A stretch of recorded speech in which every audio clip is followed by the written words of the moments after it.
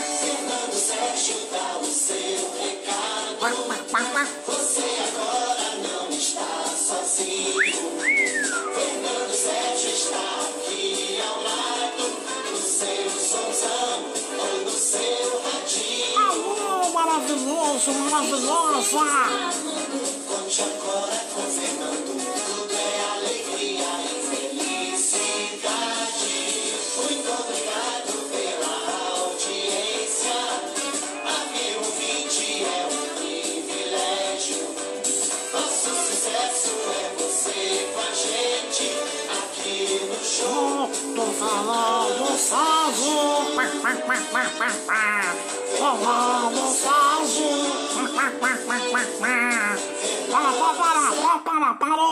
Parou que o maestro aqui mandou. Tio, como vai você?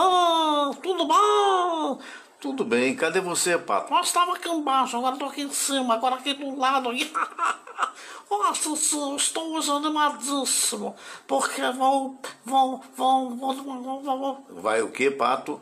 Ah, sei lá, vou ver se eu vejo uma patilha no dia de hoje.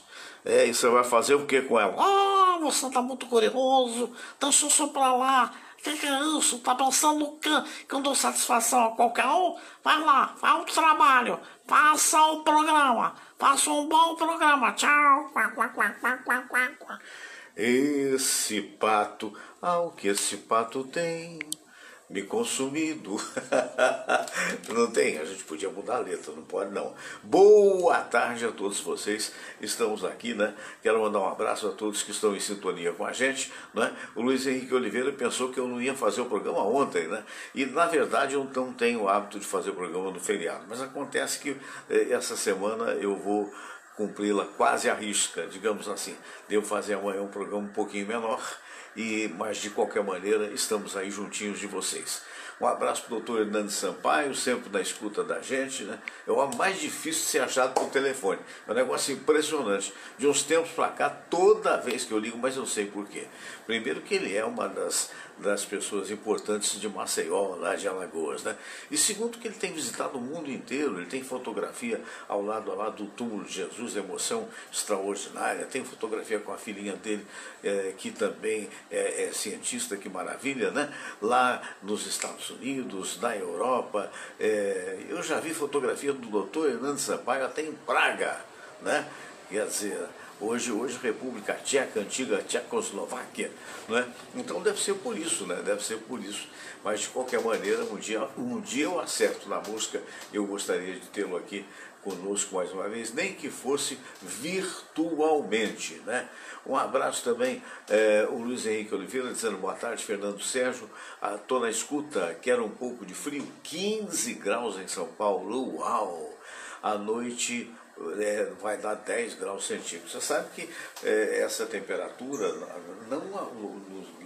é um pouco fora de época, né? Não chegou ainda o inverno, né?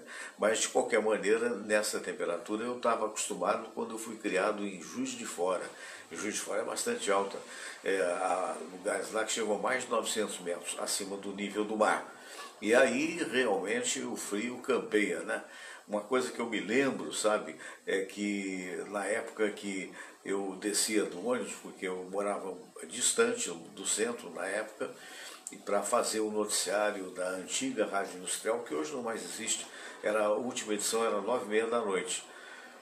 Então, quando eu descia no Parque Alft, que é um parque muito bonito que existe lá no centro da cidade de Juiz de Fora, e eu olhava assim, no mês de junho, julho, você olhava, tem uma rua que hoje é só de pedestre, naquela época passava carro também, mas hoje é só pedestre, ficou muito melhor, por isso a principal rua da cidade chama-se Rua Alfeld, né? E quando eu olhava de longe, ao longe você via de noite, né, aquelas fumacinhas saindo para cá, tudo fumacinha das pessoas falando, porque a nossa temperatura é maior, né, do que a temperatura ambiente na época do frio.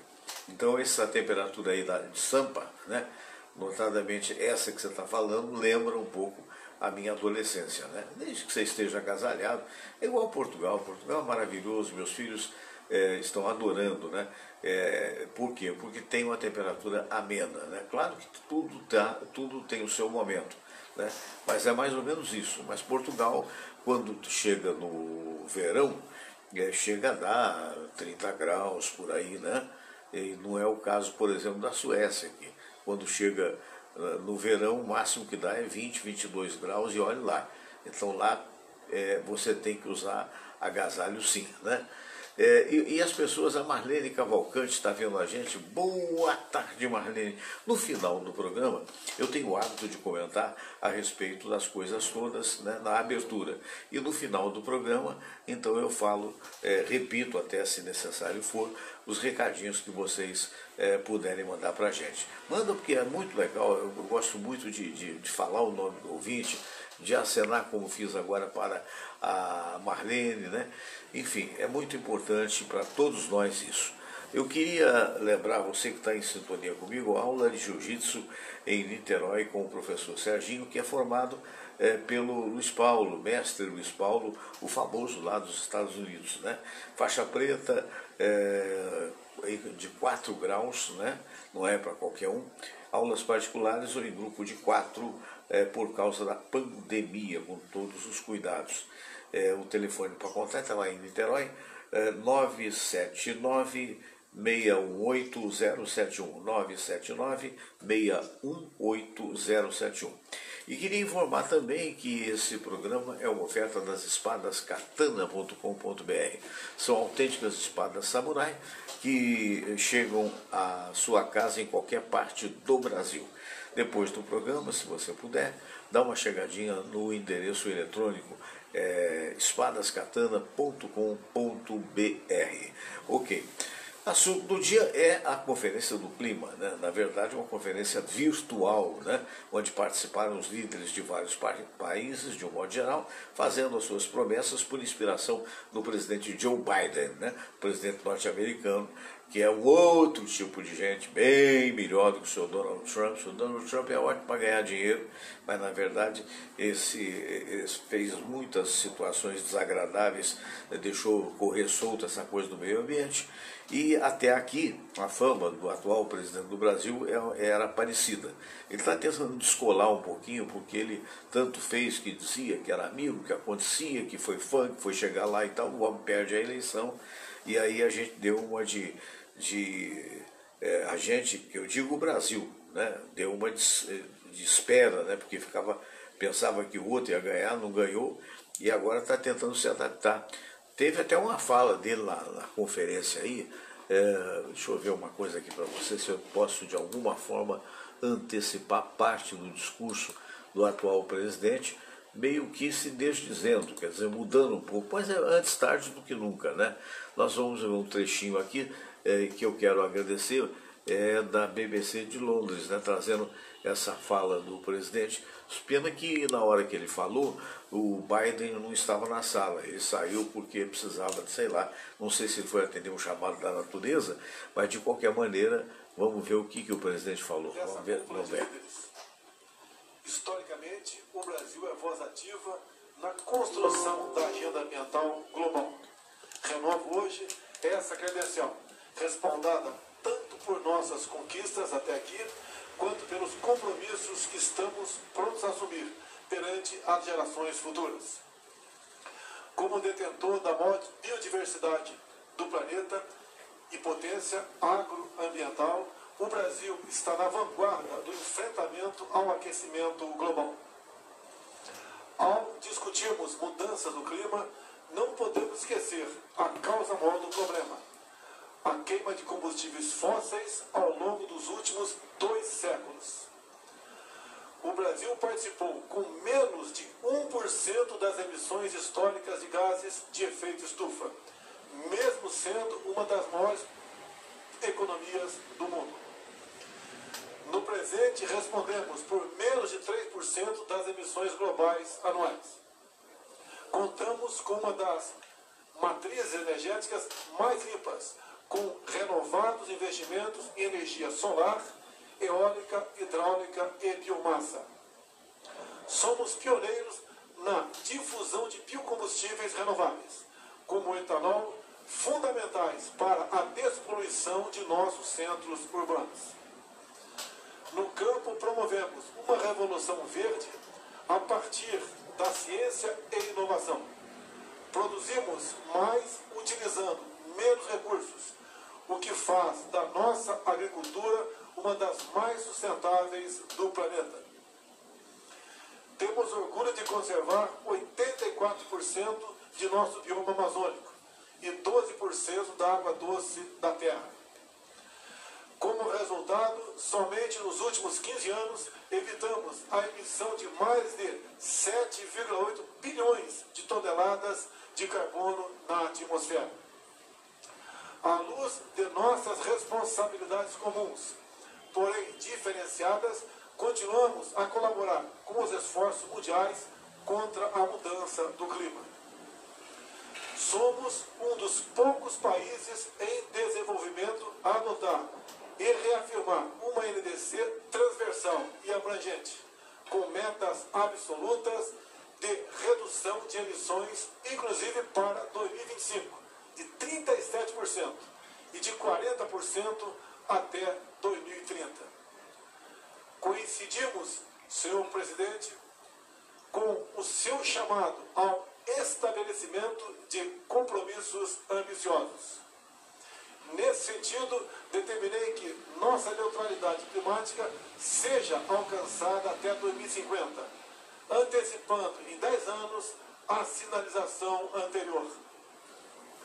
Entre as medidas necessárias, para tanto, destaco aqui o compromisso de eliminar o desmatamento ilegal até 2030, com a plena e pronta aplicação do nosso Código Florestal.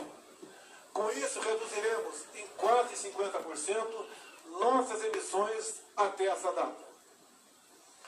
Há que se reconhecer que será uma tarefa complexa. Medidas de comando e controle são parte da resposta. Apesar das limitações orçamentárias do governo, determinei o fortalecimento dos órgãos ambientais, duplicando os recursos destinados às ações de fiscalização. Mas é preciso fazer mais. Devemos enfrentar o desafio de melhorar a vida dos mais de 23 milhões de brasileiros que vivem na Amazônia, região mais rica do país em recursos naturais, mas que apresenta os piores índices de desenvolvimento urbano. A solução desse paradoxo amazônico é condição essencial para o desenvolvimento sustentável da região. Devemos aprimorar a governança da terra, bem como tornar realidade a bioeconomia, valorizando efetivamente a floresta e a biodiversidade. Esse deve ser um esforço que contemple os interesses de todos os brasileiros, inclusive indígenas e comunidades tradicionais. Diante da magnitude dos obstáculos, inclusive financeiros, é fundamental poder contar com a contribuição de países, empresas, entidades e pessoas dispostas a atuar de maneira imediata, real e construtiva na solução desses problemas. Neste ano, a comunidade internacional terá oportunidade singular de cooperar com a construção de nosso futuro comum. A COP26 terá como uma de suas principais missões a plena adoção dos mecanismos previstos nos artigos 5º e 6º do Acordo de Paris. Os mercados de carbono são cruciais como fonte de recursos e investimentos para impulsionar a ação climática, tanto na área florestal quanto em outros relevantes setores da economia, como indústria, geração de energia e manejo de resíduos. Da mesma forma, é preciso haver justa remuneração pelos serviços ambientais prestados por nossos biomas ao planeta, como forma de reconhecer o caráter econômico das atividades de conservação. Estamos, reitero, abertos à cooperação internacional. Senhoras e senhores, como todos reafirmamos em 92, no Rio de Janeiro, na conferência presidida pelo Brasil, o direito ao desenvolvimento deve ser exercido de tal forma que a resposta equitativamente e de forma sustentável às necessidades ambientais e de desenvolvimento das gerações presentes e futuras. Com esse espírito de responsabilidade coletiva e destino comum, convido-os novamente a apoiar-nos nessa missão. Contem com o Brasil. Muito obrigado. Muito bem, está aí a fala do presidente Bolsonaro nessa cúpula do clima. Foi bem, né? A gente fica pensando que quando a coisa é armada, é articulada, quando é pensada, a comunicação é melhor. Se todas as vezes que ele fosse para a comunicação, ele tivesse esse jogo de cintura que teve no dia de hoje, aliás, a propósito que nós ouvimos é da divulgação do próprio governo, né? Não é da BBC. Da BBC nós vamos ver os comentários, a repercussão. Porque na realidade, por exemplo, antes disso ele mandou uma carta ao presidente Biden. E ele estava, digamos assim, meio mal visto com o governo atual norte-americano, por óbvio, porque ele declarou a sua amizade ao Trump no final da eleição. Ele também já tentou, foi o último país dos 20 mais aí, conhecidos, digamos assim, foi o último a admitir não só a derrota do Trump, como a vitória do cidadão do Biden. Então o Biden está com o pé atrás com relação. Vocês vão ver isso, não é só o Fernando Sérgio que está pensando isso. E já de uma forma se pronunciou, elogiando o que foi escrito na carta, que pedia, entre outras coisas, 20 bilhões de dólares. Viu, gente? Não é não. É bilhões de dólares para poder fazer tudo isso, né? É claro que tá bom. Então, se vão dar, eu não sei, mas o que eu não entendo é que, por exemplo, havia um fundo para o meio ambiente, fundo este da Noruega e da Alemanha, que sempre mandava 3 bilhões e está aí meio que sumido, porque, na verdade, não se deu a devida atenção pelo mesmo governo que hoje admite, e tomara que consiga realmente fazer a despoluição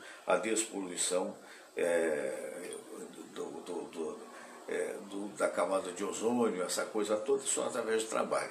Em síntese, vamos saber o que acha, por exemplo, nosso amigo que é comentarista do programa, também é o nosso querido comendador Zé Augusto de Araújo Neto, né? Eu estou tentando aí ligar para ele nesse momento, para que veja também uma terceira opinião. É muito importante, a gente não pode ficar só na nossa opinião. Eu advogo aqui que todas as pessoas, de um modo geral, elas devem saber ouvir. E principalmente aquelas que têm um pensamento mais liberto de coisas feitas, né? Porque é assim que a gente aprende. Pessoas que possam ser a favor ou contrário o nosso ponto de vista. Então, na linha comigo, o desembargador Zé Augusto Araújo Neto. Muito boa tarde, meu caro desembargador. Tudo bem? Boa tarde, Fernando Sérgio. Estava vendo, você colocou aí o vídeo, né, em que aparece o nosso presidente falando na cúpula de líderes, né, convocada pelo presidente Joe Biden dos Estados Unidos. Isso. E eu acho que é um assunto interessante, né, esse aí. É verdade.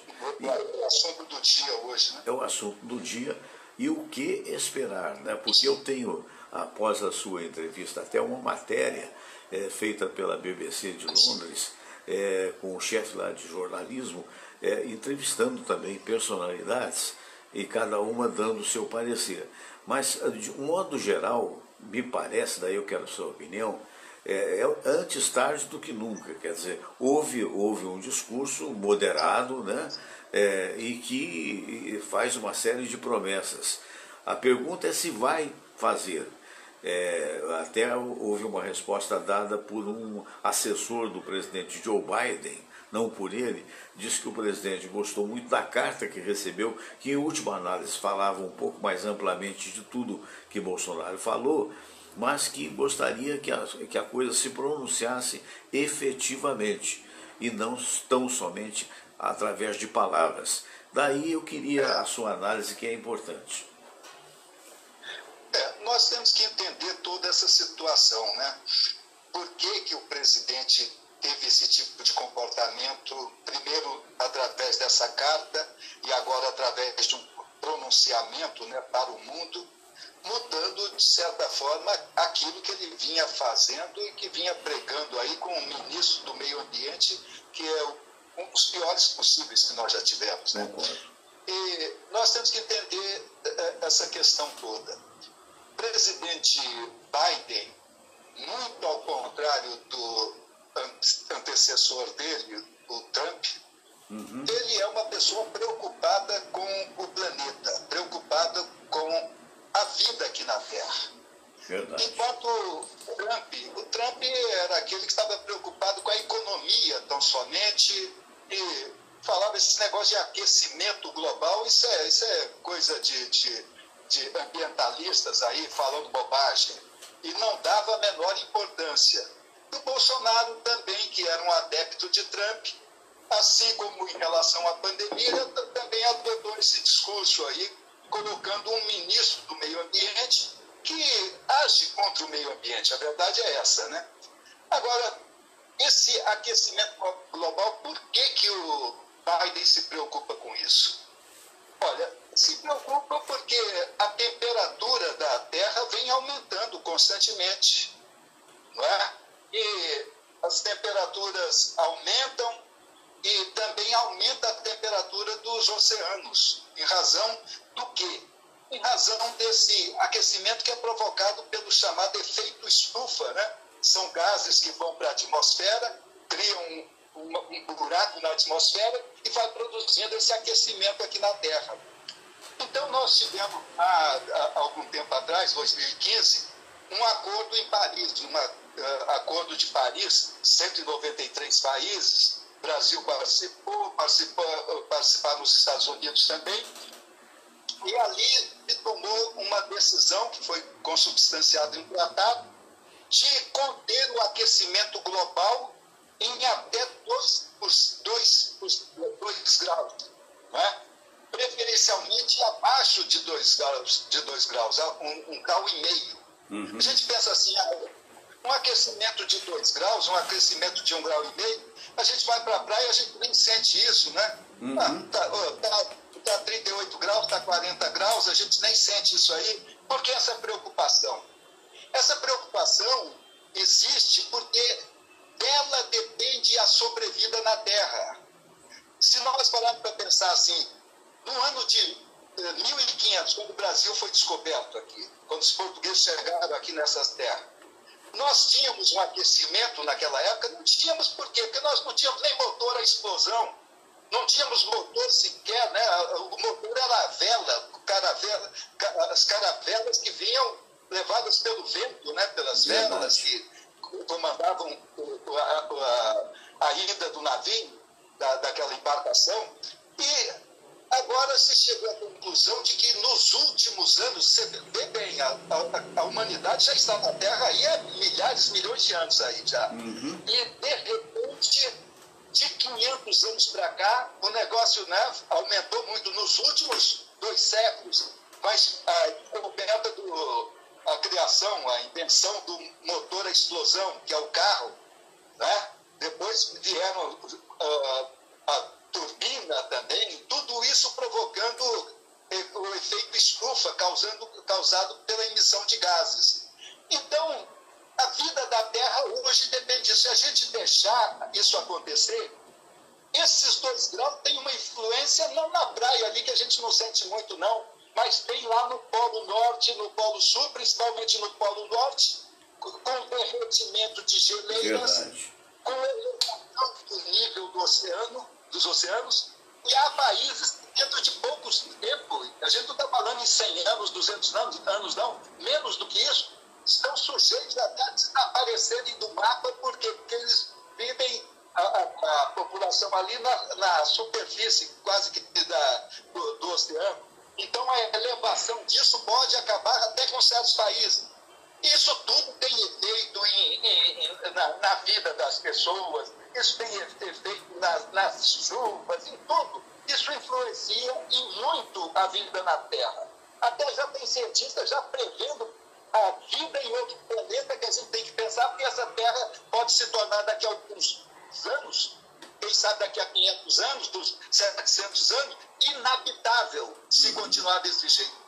Então isso não é uma questão de bobeira, não, de estar preocupado com 2 graus, que isso não representa nada, não. É que isso tem um efeito muito grande na vida aqui do homem na Terra. Então isso é provocado pelo desmatamento, pelas queimadas, pelos gases, como eu falei, gases que causam esse efeito estufa, e por atividades industriais. Agora, há países que poluem muito mais do que o Brasil, nós temos que reconhecer isso. O presidente falou disso lá e com razão. Né? Dos países que mais poluem, o primeiro é a China, que está em 2 dígitos lá, 28 graus, 28% da poluição depende dele. Estados Unidos também um pouco abaixo, mas também já 2 dígitos de poluição. Depois vem a União Europeia, a Índia, a Rússia, o Japão, em 7º lugar o Brasil. Um pouco mais de 2% a contribuição do Brasil nessa produção de efeito estufa. Mas nós não podemos dizer assim, foram os nossos antepassados que fizeram isso, nós não temos responsabilidade por isso. Assim como o Bolsonaro usou certa vez aí, dizendo, não, eles lá na Europa já destruíram as matas deles, e agora não tem que se preocupar conosco aqui, nós que temos que tratar do Brasil aqui, não temos que estar preocupados com a terra, temos que estar preocupados com o Brasil. Vejam a visão da pessoa, uma visão limitada, porque os outros erraram, nós não vamos produzir um erro que vai levar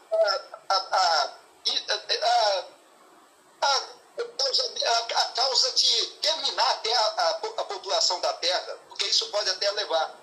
Então não é por esse caminho de dizer assim, se eles erraram, Bolsonaro chegou a dizer assim, que alguns países aí contribuíam para o fundo Amazônia, né? Principalmente a Dinamarca e a Alemanha, que participavam do fundo, deixaram de participar porque... Noruega e Alemanha. Noruega e Alemanha. Noruega e Alemanha, eu falei... Isso, falou Dinamarca. Dinamarca não, Noruega e Alemanha. Isso. Que deixaram de participar desse fundo da Amazônia. Verdade. Por quê? Porque o dinheiro não estava sendo bem aplicado. E o Bolsonaro chegou a dizer assim, não, nós não precisamos de esmola, não. Eles que apliquem o dinheiro dele lá para recuperar as florestas da Alemanha. Ele nem sabia que a Alemanha está recuperando as florestas, tá? Eles estão preocupados, recuperando aquilo que os avós deles fizeram de errado. Então não é por aí que se tem que resolver. Então eu estava preocupado com o discurso do Bolsonaro lá. Mas ele já tinha mandado uma carta mudando um pouco a postura dele. Foi recebida. E hoje eu assisti o discurso dele, gostei do discurso dele. Achei um discurso politicamente correto. Verdade. Ele falou aquilo que todo mundo queria ouvir. Falou um discurso quase que como um ambientalista. Isso eu já vejo que é efeito, sabe o quê? Da mudança do ministério dele. Pode ser. Ele tinha antes um ministro das Relações Exteriores, Ernesto Araújo. Era um desastre. Que ele pensava também, não é? Por ele não podia sair desse discurso, não, mas hoje é o Carlos Alberto França, que já teve uma participação importante nisso. Assim como na saúde, ele não tinha o Eduardo Pazuello lá, que fazia o que ele queria, já mudou para o Marcelo Queiroga, as coisas já não estão melhorando? Estão melhorando. Então isso é influência do ministro, a meu ver, das Relações Exteriores, Concordo. que dá um encaminhamento melhor. Então, eu acho que tem que ser por aí. Agora, o discurso foi muito bonito, bem feito. Países já estão elogiando. Não, ele falou corretamente. Agora, outros países estão dizendo assim, levantando dúvidas. Será que podemos acreditar nisso? O passado dele não recomenda. Ele fazia exatamente até pouco tempo coisas diferentes do que ele está fazendo agora. Tal como ele fazia na saúde, tal como fazia em relação ao meio ambiente. Verdade. Ele mudou um pouco em relação à saúde, agora está querendo mudar o meio ambiente. Mas está faltando credibilidade internacional a ele. E ele falou lá, não, o Brasil pretende uma justa remuneração pelos serviços ambientais prestados pelo nosso bioma. Então, não, e detalhe, se me permite, na carta que ele enviou ao Biden, especifica o número, 10 bilhões de dólares. 10 bilhões de dólares, né? Bi, hein? Então, Bi. agora, Lembra do B, hein? Não é milhões, 10 bilhões de dólares. Agora, vocês me lembram também o que o Biden já falou? Ele não pode soltar esse dinheiro assim enquanto Claro não que verificar não. que está Primeiro dando prove, resultado. O Brasil está apresentando resultado. O Brasil, nos últimos 2 anos, bateu o recorde de desmatamento. Chegou a haver Infelizmente. desmatamento aí do ano de 2020 de 1.100.000 campos de futebol. Meu Deus. 1.100.000 campos de futebol. Imagina aí o que é isso. Corresponde a 6 vezes o município de São Paulo de desmatamento em um ano. Quer dizer, o que ele apresenta à sociedade mundial é isso. O que ele traz é isso. Nos últimos 2 anos que é governo dele.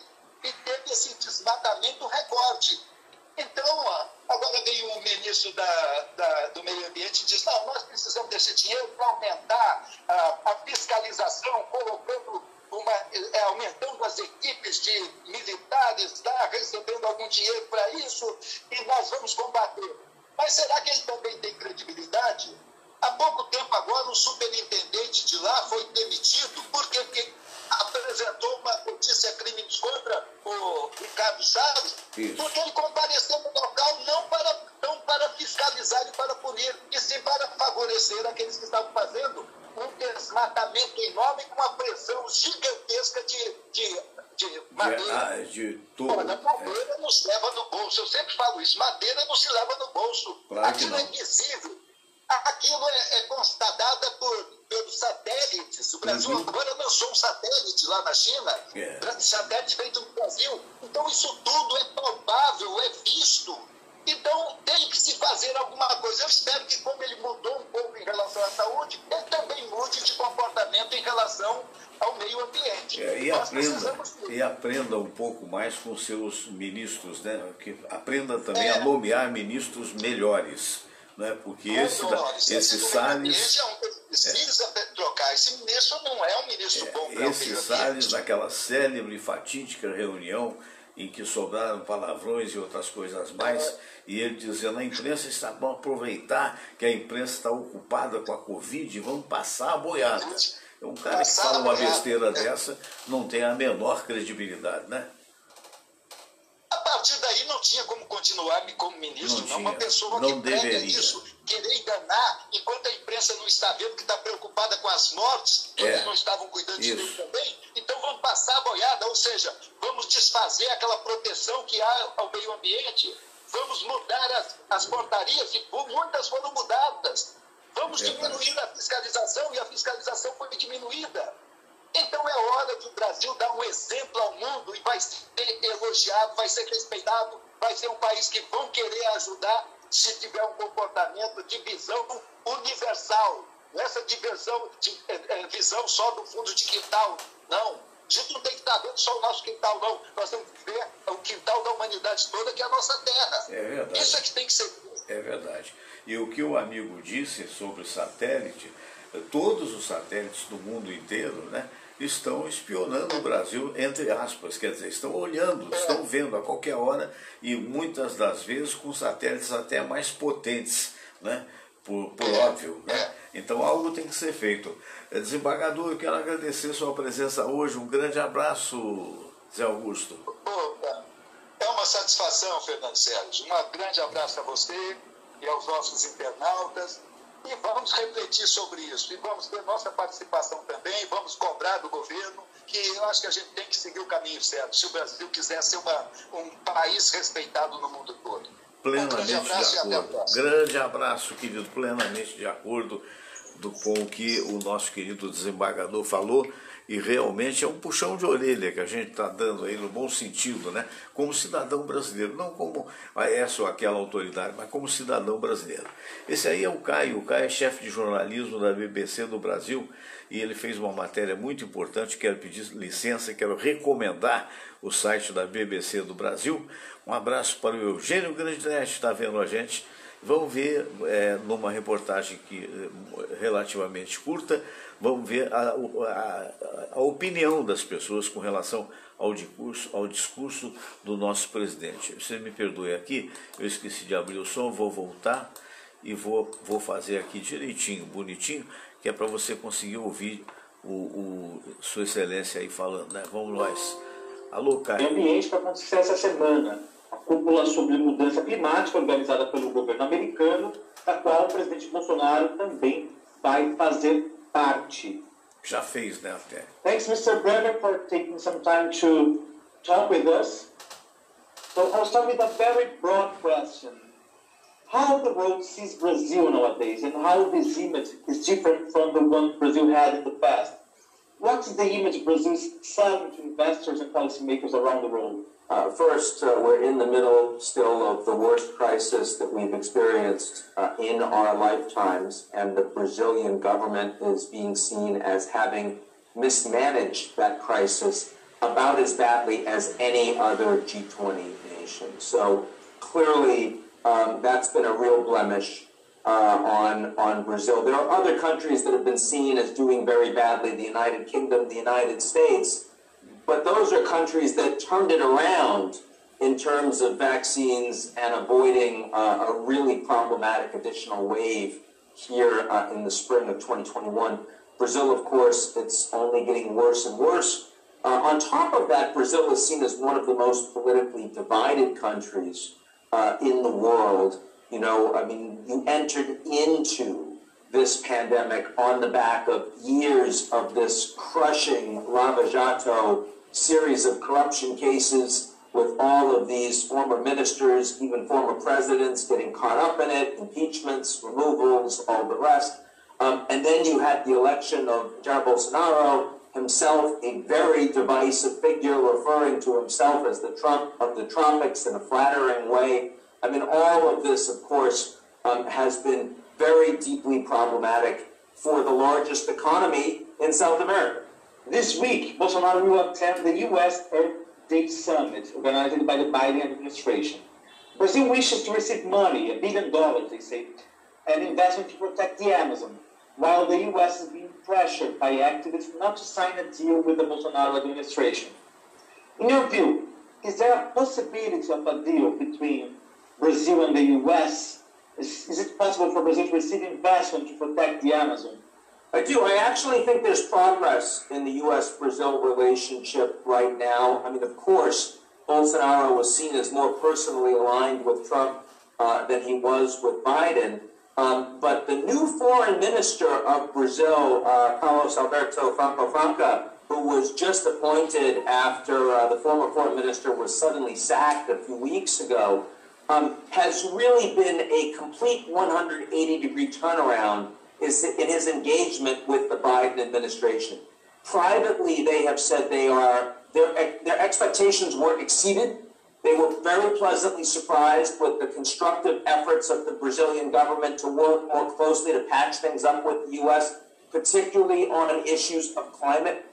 The United States has not been the best leader on climate, on again, off again. I mean, you understand that there have been deals, many deals, where the U.S. have said that we'd be able to go ahead, and then Congress wasn't getting it ratified, or the Paris Climate Accord, and then Trump pulls out. And so, I mean, Kerry and Biden can say the United States is back, but a lot of countries in the world, you know, they're not so convinced. And meanwhile, I mean, Brazil, of course, leading the world right now in deforestation, and that's a horrible thing. But historically, of course, most of the carbon emissions and most of the deforestation was done by the rich countries.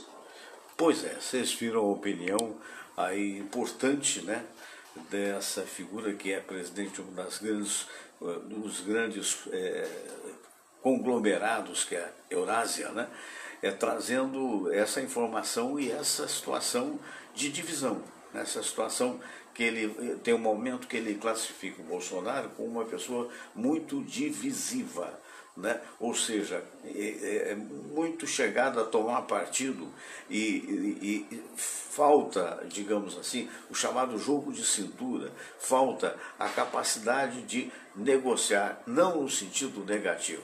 Devido a essa situação toda que ele falou da Lava Jato, as condenações de ex-presidentes, também das não condenações, aquela confusão toda, propiciou evidentemente a eleição de Bolsonaro, que parece agora, 2 anos depois de dar alguns tiros na água, está reaprendendo, e que bom que isso aconteça a tempo, né? Porque pode custar no futuro a reeleição ou não dele. Né? E na verdade, por quê? Porque esse ministro das Relações Exteriores, como disse aí o nosso querido desembargador Zé Augusto, que já foi, já vai tarde, esse cidadão criou confusão com a China, que é o nosso principal, digamos, cliente, por assim dizer, comercialmente falando, ao lado dos Estados Unidos, são os dois principais. O cara criava confusão, o próprio presidente foi muito mal quando não quis a Coronavac, falou que era corona na China, e na verdade depois teve que recuar, teve que desdizer, e premido pelas circunstâncias, teve que comprar muito mais do Instituto Paulista do que provavelmente do Carioca. Por quê? Porque na realidade lá se fabricava mais e tinha mais insumos. Então há que saber o que falar. Né? Quanto maior a sua representatividade, e olha que o presidente é a maior representatividade que o país tem, maior é a responsabilidade do que você falar. E essa fala dele hoje, que foi também uma fala boa, ela mostra que há situação, há capacidade, ou pelo menos de ouvir, pode ser, não sei se foi tudo escrito por ele, ou se de repente, não importa, se assessores o fizeram e ele concordou com aquilo, ele tenta passar uma borracha nesses últimos 2 anos que foram desastrosos do ponto de vista de repercussão lá no exterior. Nós somos realmente o país que mais desmata no mundo. Essa situação que disse o nosso querido amigo desembargador Zé Augusto, daquele superintendente da Polícia Federal que deu uma notícia a crime com relação ao Salles, que é o ministro do Meio Ambiente, e prontamente esse delegado foi destituído das suas funções, é um negócio muito grave, porque ele demonstrava, ou pelo menos pretendia demonstrar, sob ponto de perder o cargo ou não, e acabou perdendo, ele demonstrava de que aquelas toras todas que nós vimos, aquela quantidade imensa de madeira, estava toda etiquetada, e ele dizia que aquilo ali era falso, de que na realidade os documentos não batiam. Quer dizer, então por isso, por ter denunciado, prontamente foi substituído, mas cuidou-se a Polícia Federal de informar que foi uma substituição que estava se planejando há algum tempo, que é difícil de acreditar. Então, na realidade, também o que eu questiono é o seguinte: existe essa expressão que foi dita e a vida aqui por algumas personalidades as quais eu contatei, não no programa, mas fora deles, de que ele foi politicamente correto. E o politicamente correto quer dizer ser habilmente do ponto de vista, se você quer negociar com alguém, você não pode depreciar esse alguém. É por isso que, no meu entendimento, a postura, o cargo de presidente não pode ser um torcedor do Trump, como não poderia ser nem do Biden. Tem que ser uma pessoa equidistante. Ao torcer pelo Trump, ao achar que o Trump era o ideal de liderança, ao achar que Trump, fazendo toda aquela palhaçada que fez com relação a dizer que era fraude e não era, e acabou dando em nada, dando em água, e ali já lá no frigir dos ovos, naquela hora em que realmente poderia acontecer a mar virada ou não, né? E virou-se, né, por parte do Biden, na medida que avançava, ele pega, se coloca mais uma vez, ele, Bolsonaro, se coloca como admirador do Trump. Então tudo isso faz com que haja o quê? Divisão, um distanciamento que agora tem que ser percorrido para que haja uma possibilidade de volta. Mas esse cidadão, esse norte-americano que falou, ele apontou realmente algo muito interessante, que já seria a ação desse novo ministro das Relações Exteriores, que esse novo ministro foi muito bem recebido pelos estrangeiros, porque na verdade sabe que é um cara de carreira, sabe que é um cara que vai ponderar e não vai discutir e não vai dividir. Então esse é o grande aprendizado que o presidente deve tomar, porque falava-se muito, tem amigos que respeitam a posição, mas eu dizia, o cara tem um dedo podre para apresentar ministro, né? E na verdade mostrou-se isso, pelo menos com relação a esse Telles que continua, infelizmente, e o ministro das Relações Exteriores que já dançou, vai tarde, igual aquele Weintraub também, que, meu Deus do céu, de má memória. Então vem uma pessoa de carreira, vem uma pessoa que vai sempre olhar o Brasil, na verdade, como uma potência que quer se desenvolver. Citou bem aí o presidente no discurso dele, das 28 milhões de pessoas que vivem no Amazonas, e muitas das quais em condição de absoluta pobreza. Não só isso não, segundo as estatísticas que a gente não sabe bem a qual referir, mas são objeto de pensamento, de pesquisa, pode errar um pouquinho para cima, um pouquinho para baixo. Nos dias de hoje, 38 milhões de brasileiros passam extraordinária dificuldade, passam até fome. Dos 38 milhões, calcula-se que 10 milhões de brasileiros estão passando fome. Então alguma coisa tem que ser feita, não vale discurso, gente, não vale discurso. A não ser que você seja apaixonado pelo Bolsonaro, apaixonado pelo Lula, e, graças a Deus eu não sofro essas paixões. Então aí você vai ficar de Antônios, igual o burrinho lá, ou igual o cavalinho lá, né? Porque você tem que observar. Você tem por que tanta miséria, por que tanta dificuldade? Mas não adianta ficar apontando para trás. O para trás já passou. Claro que teve responsabilidade todos os governos de trás. O da Dilma, o do Temer, antes dele o do Lula, claro que teve, porque não souberam desenvolver o país. Mas não adianta ficar repetindo a mesma história. Você botar a culpa no outro não é novidade.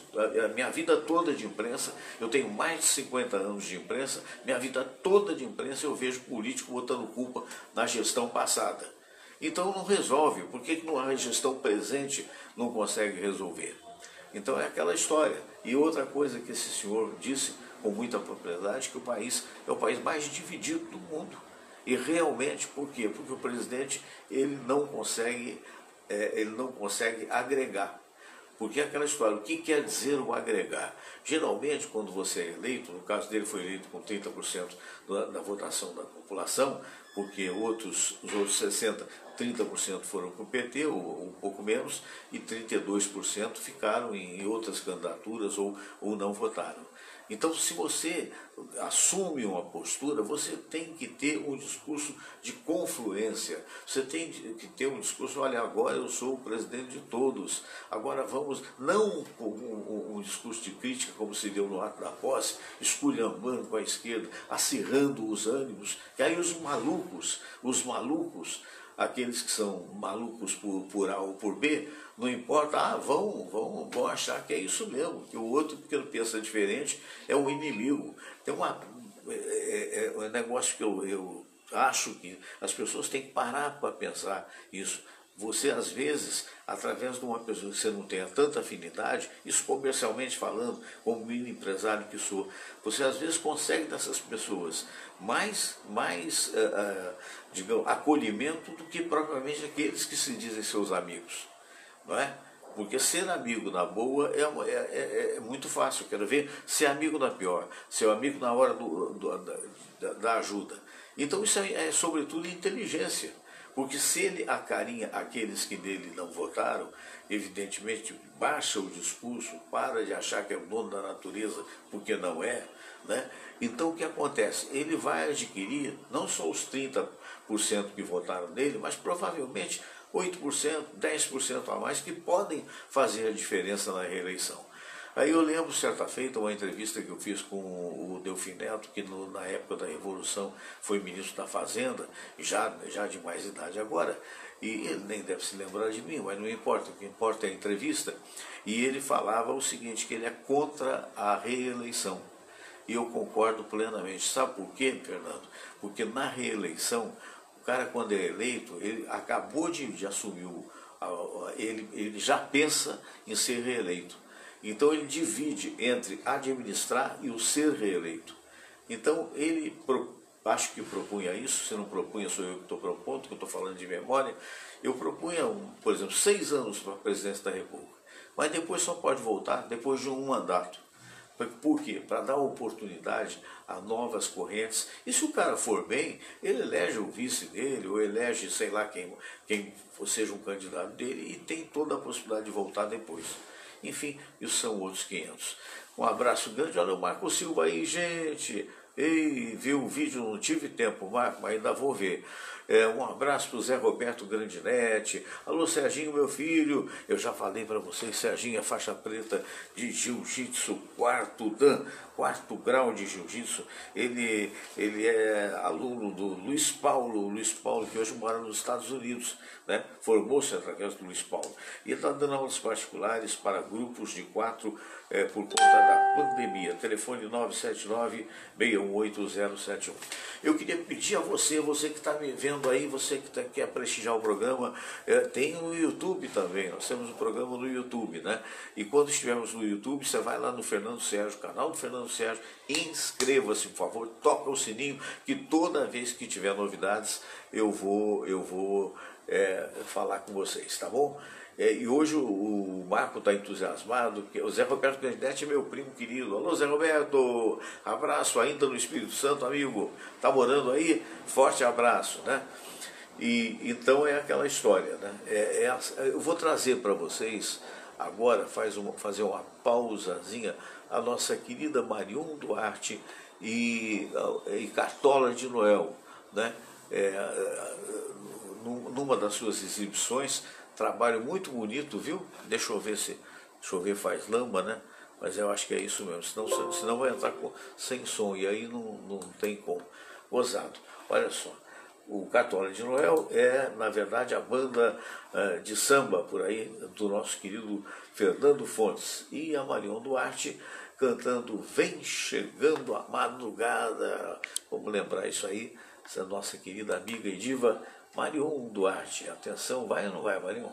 Eita, eita, eita. Não é isso não. Desculpa, gente, fiz uma besteira. Mas besteiras são coisas. E está aqui, hoje um amigo publicou um negócio muito interessante. Vou voltar já e vou chegar lá. Ele publicou o seguinte, né, que as pessoas perfeitas, elas não erram, mas também não existem. Vamos lá.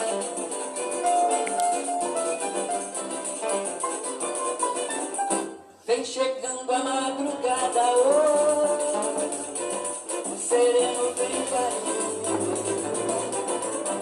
Vem chegando a madrugada hoje, o sereno vem caindo.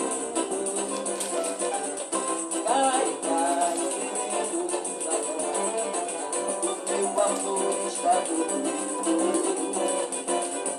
Cai, cai, sereno devagar, meu amor está dormindo. Deixa dormir em paz, que uma noite não é nada. Não acorde, meu amor, sereno da madrugada. Deixa dormir em paz, que uma noite não é nada. Não acorde, meu amor, sereno da madrugada. Vocês, vem chegando, unido, sereno vem caindo. Esse aí no bumbo é o Tangerina. Da madrugada, Olha o leão. o sereno vem caindo. Cai, cai, devagar, o meu amor está dormindo. Zé Roberto Leão Fernandes no violão. O meu amor está dormindo. Deixa dormir em paz, uma noite não é nada. Acorde, meu amor, sereno da madrugada. Deixa dormir em paz, uma noite não é nada. Acorde, meu amor, sereno da madrugada. Vocês, vem. E aí? Faltou o microfone para a plateia. Sereno vem caindo. Vem chegando a madrugada hoje, o sereno vem caindo. Cai, cai, sereno devagar, o meu amor está dormindo.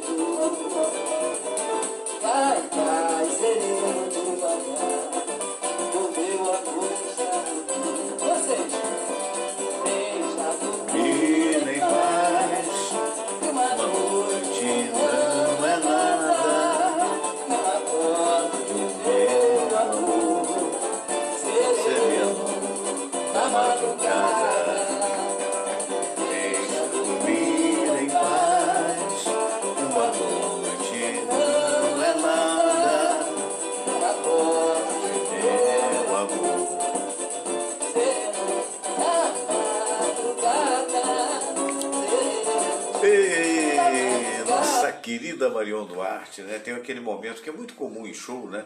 Que o artista está cantando e para, vamos nós.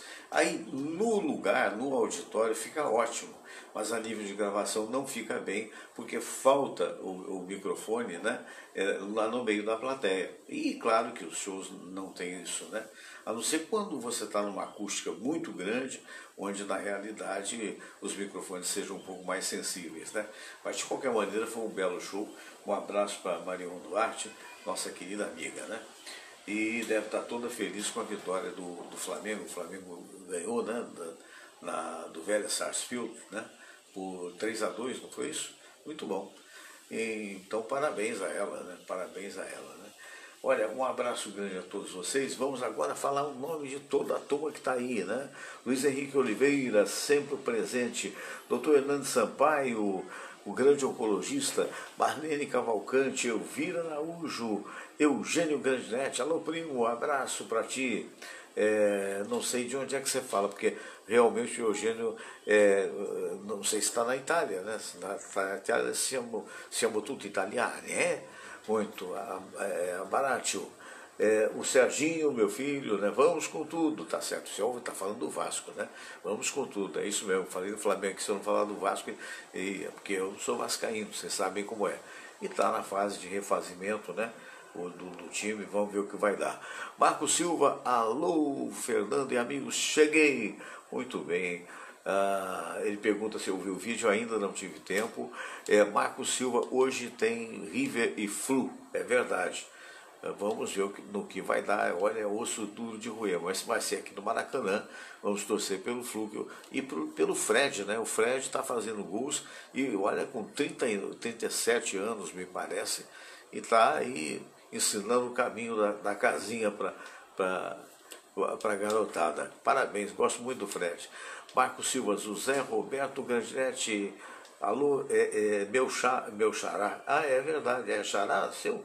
Muito bem. O Herpe Gomes da Silva, cadê você, Herpe? Cadê você? Cadê? Me lembro do Marci Francos, lembra? Não tinha uma música dessa? Cadê você? Cadê você? Você sumiu. Você e o Hernando Sampaio. Não adianta eu ligar por... Não, eu ligo por você também, não sei o que acontece. Mas sabe o que é? É que, lamentavelmente, marginais na cidade grande andam roubando aí os fios telefônicos, né? Eu quero crer que seja isso. Então, é incrível. E aí deixam caído por não sei quanto tempo. Tem equipe reparadora, mas não cabe o reparo a todo mundo, né? O Marco aqui, ó. Fernando, convidaram um português para um nível de 15 anos. Ela respondeu que só poderia ficar 7 dias. Ah, sim. Olha, mas isso é uma tremenda injustiça com o povo português, sabia, Marco Silva? Se você um dia for a Portugal, você vai entender por quê. Porque, na realidade, de bobos eles não têm nada, não. Isso é uma época do passado, que talvez você estivesse aqui, há 30, 40 anos havia isso. Havia muito preconceito. Porque o português chegava aqui e trabalhava para a rua, formava padaria e fazia fortuna mais cedo que o brasileiro. Então hoje, se você vê uma sociedade organizada, uma sociedade bem dirigida, uma sociedade onde você chega aqui e diz assim, é primeiro mundo. Eu estou para te dizer o seguinte, em alguns países da Europa, você tem uma vida muito melhor do que nos Estados Unidos até. Com todo o respeito que a gente tem pelos Estados Unidos. Estados Unidos é aquela correria, aquela modernidade, aquela coisa que a gente sabe que é. Mas há recantos na Europa fantásticos e a simplicidade de vida e a segurança. Em Portugal, meu irmão, outro dia eu estava vendo uma pesquisa, a cidade, por exemplo, onde moram meus filhos, a cidade do Porto, ela é a terceira ou quinta capital de maior segurança no mundo. Então, não acho que essa piada já passou da época. Marco Silva, é muito bom o sambinha, é verdade. Muito bom. Herpe Gomes da Silva, boa tarde, abraço para os nossos amigos, parabéns, Fernando, pelo grande sucesso. Obrigado, querido, você é sempre muito gentil, um abraço para você. Muito bem, o Marco é um dos melhores amigos que eu tenho de muitos anos. Entre outras coisas, me ajudou muito na minha carreira. Né, porque teve uma época que eu estava aqui brigado com o Alfredo Raimundo, imagina, né? Alfredo, um grande diretor, uma figura fantástica, merece todo o meu respeito.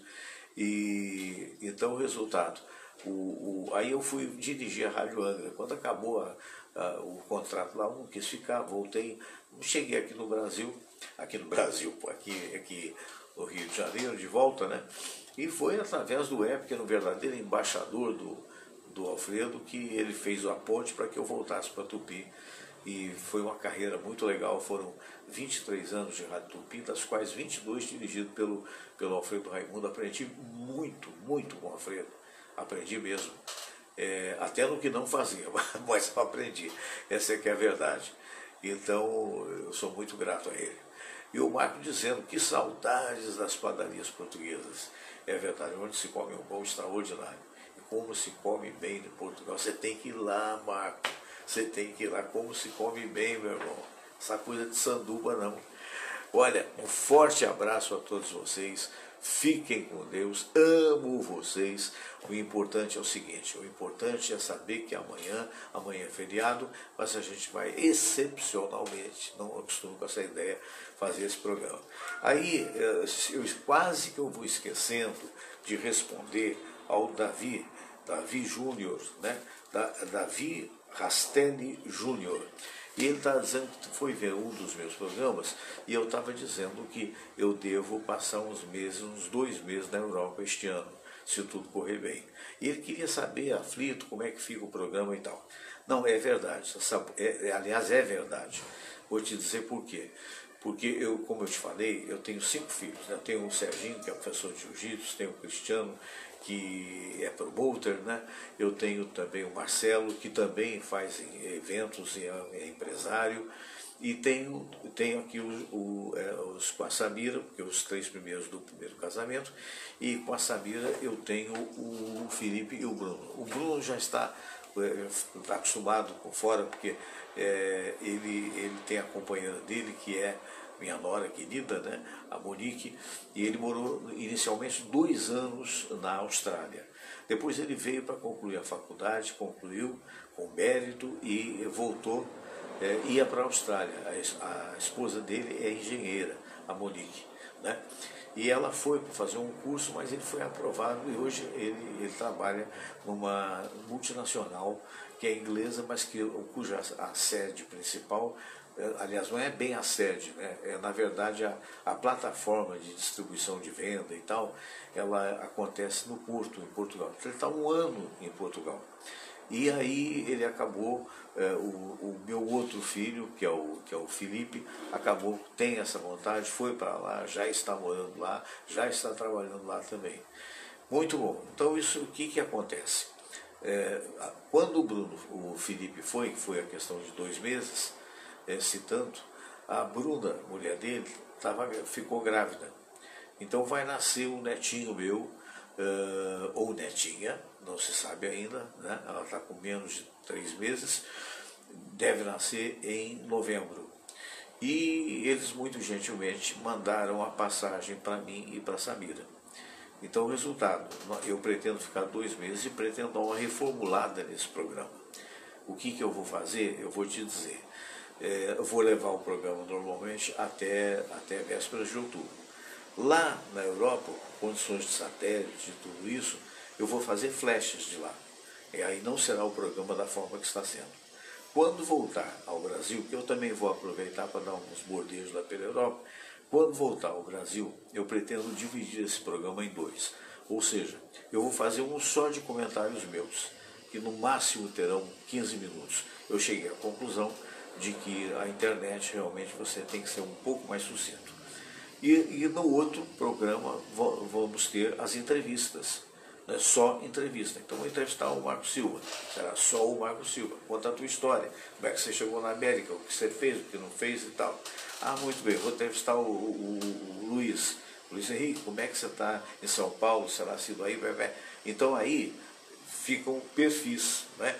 De um lado, aquele comentário que será posto sem uma hora específica e que você sabe que vou perder lá no máximo 15 minutos um comentário a respeito de algum assunto do Fernando. Então essa é a minha ideia, entendeu? Então é isso, mas isso só vai acontecer na volta da Europa. Quer dizer, eu nem fui ainda e depende, evidentemente, eu já estou vacinado, né? Eu tomei as 2 doses de vacinas, a minha mulher vai tomar a segunda agora.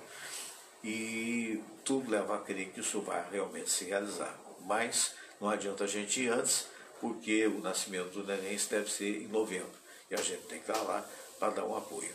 Não é isso? Forte abraço a todos, espero ter explicado, desculpa, me alonguei, fiquem com Deus.